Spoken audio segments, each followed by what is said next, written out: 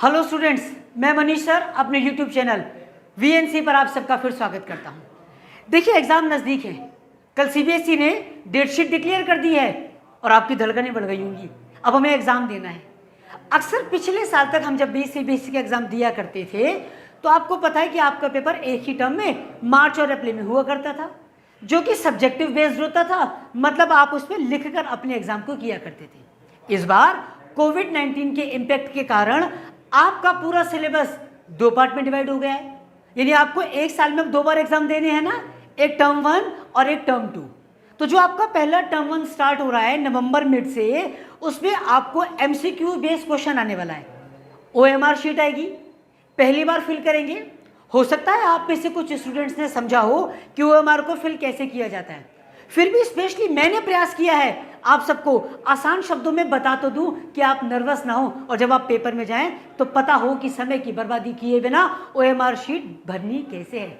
ध्यान दीजिएगा, बोर्ड पर मैंने प्रयास किया है अपने हाथों से फॉर्मेट बनाने का।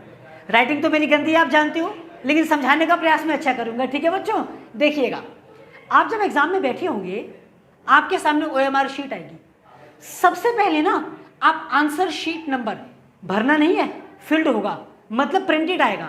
और आंसर शीट और साथ में आपको जो टेस्ट पेपर बुकलेट नंबर है वो दोनों एक जैसे होने चाहिए। मतलब question booklet number and the answer sheet should be same.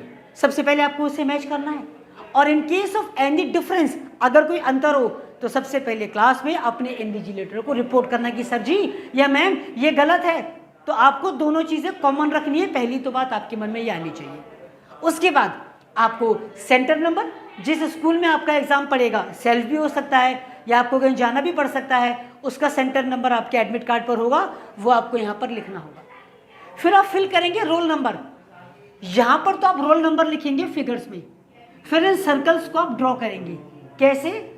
जैसे कि समझो, सपोज मेरा रोल नंबर है 6,34,512 सपोज।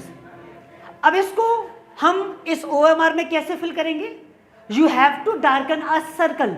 ठीक है, जैसे 6 यहां पर है, 6 लाइन से बाहर नहीं जाना चाहिए। फिर 3, then 4, then 5, then 1 and then 2।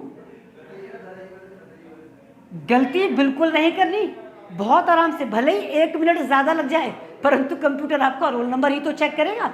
ध्यान से आपको रोल नंबर फिगर्स में यहां पर लिखना है, फिर उनको आपको डार्कन सर्कल करते हुए एज इट इज अप्लाई करना है। आया समझ में? अब आपको अपना नाम लिखना है, और जब आप नाम लिखेंगे ना तो किसी प्रकार का सैल्यूटेशन वर्ड, मतलब मिस्टर, मिस, कुमारी, बिल्कुल नहीं। कैसे भरें? जैसे सपोज आपको पता है कि मेरा नाम मनीष क्षेत्रपाल है, मैं आपको समझाता हूँ। सब my name is Manish, no mister, only Manish,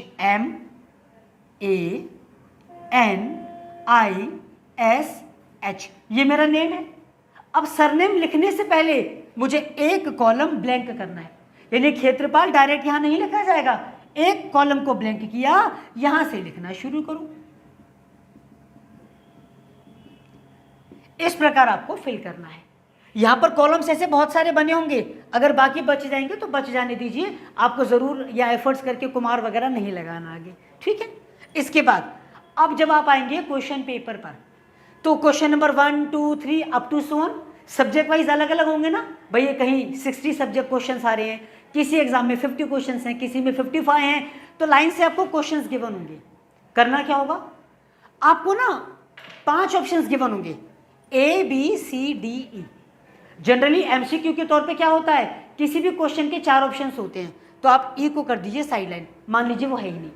और पहले क्वेश्चन का आंसर सपोज A है, तो आपको A को ना डार्कन करना है,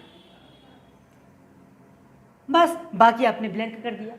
कभी कभी ऐसा होता है जल्दबाजी में आप गलती कर जाते हैं, जैसे आपको याद आया अरे नहीं इसका आंसर A नहीं है, C है, तो आपने फिर क्या किया, इसको काटा A और यहां पर किया।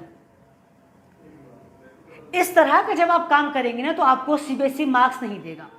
उस गलती को सुधारने के लिए ही एक नया कॉलम ई के नाम से आया है। क्या करना है इसमें, इसको हटाते हैं। जैसे आपका पहला ऑप्शन आपको लगा ये ब्लैंक है, पहले का आंसर आपको लगा ए है, आपने ए को डार्कन कर दिया, तुरंत ही आपको लगा रहे नहीं नहीं इसका आंसर तो सी था। इसको कुछ नहीं काटना, सी को नहीं भरना, जो पांचवा कॉलम है ना वहां पर लिख दीजिएगा सी, उसे कंप्यूटर फिर एक्सेप्ट करेगा।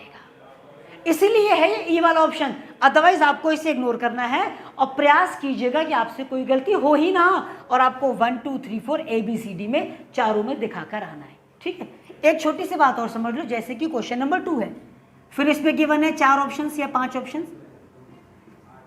ठीक है, अगर आपने पहले का आंसर ए रखा,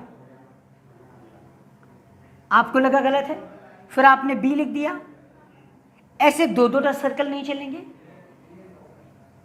हाफ सर्कल नहीं चलेगा, क्रॉस नहीं चलेगा। एक क्वेश्चन का एक ही आंसर होना चाहिए, जैसे इसका ए है तो ए, सेकंड का बी है तो बी, थर्ड का सी है तो सी। और अगर गलती हुई है, मैंने कहा एक बार हुई है, एक बार गलती अगर हुई है तो उसकी जगह कौन सा आंसर लिखेंगे, वहां पर सी, या जो सही था वो लिखेंगे। यहां पर आपके सिग्नेचर होंगे, यहां पर आपके इन्विजिलेटर मतलब जो क्लास में टीचर होंगे ना, जो आपको सुपरवाइज कर रहे होंगे, उनके सिग्नेचर करने होंगे।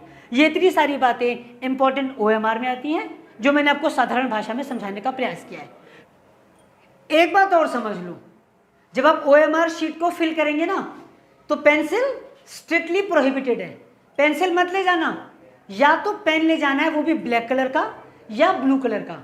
रेड पेन, ग्रीन पेन मत ले जाना बच्चों, पेंसिल भी नहीं। कौन सा पेन, ब्लैक या ब्लू, वो भी बॉल पॉइंट वाला होना चाहिए। जेल पेन मत ले जाइएगा। इरेजर नहीं ले जाना, इरेजर का प्रयोग ही नहीं करना। व्हाइटनर नहीं लगाना, ओवर राइटिंग नहीं करनी, कटिंग नहीं करनी। और अगर कभी कभी कोई बच्चा किसी क्वेश्चन का आंसर नहीं देना चाहता तो क्या करते हैं बच्चे, चारों को सर्कल कर देते हैं। ऐसा कोई भी एफर्ट मत करना, मार्क्स मिलने वाले नहीं है, कटिंग की संभावना बढ़ जाएगी। ठीक है, ये कुछ जनरल इंस्ट्रक्शंस थे। और अगर आपको कोई क्वेश्चन सॉल्व करना है तो आपकी जो आंसर शीट आएगी ना, उसके पीछे जो लास्ट पेज होगा वहां पर आप वर्किंग नोट कर सकते हो, क्योंकि आपको एग्जाम में वर्किंग नोट दिखाना नहीं है, आपको तो आंसर बताना है। तो वर्किंग नोट के लिए आपको आंसर शीट पे लास्ट पेज गिवन होगा, वहां पर वर्किंग नोट कर लीजिएगा। ये कुछ जनरल इंस्ट्रक्शंस मुझे बताने जरूरी थे OMR शीट फिल करने के साथ। आई होप कि आपको समझ में आया।